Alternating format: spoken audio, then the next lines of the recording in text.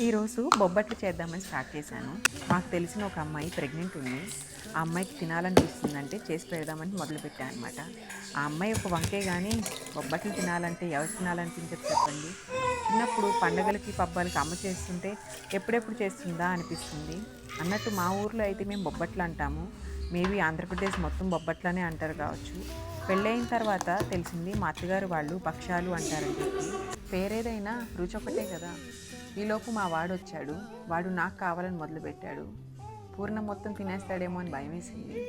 వాడు ఆ పూర్ణం మొత్తం తినేసేలోపు ఏదో ఒక రకంగా మొత్తం ఫాస్ట్‌గా చేసేయాలని మొదలుపెట్టాను. ఈలోపు వాడెక్కడ ఊరుకుంటాడు. వాడు పెట్టిన పేచీకి నా తల ప్రాణం తోక్కొచ్చింది. సరే ఫాస్ట్‌గా చేసి ఫస్ట్ వాడికి ఒకటి ఇచ్చేద్దామని ఫస్ట్‌ది వాడికే పెట్టాను. వాడిది అవ్వంగానే హమ్మయ్య అనుకుని ఊపిరి పీల్చుకొని మిగిలినవి పూర్తి చేసుకున్నాను. ఇదనమాట నా బొబ్బట్టు స్టోరీ. ఈ వీడియో మీకు నచ్చితే ప్లీజ్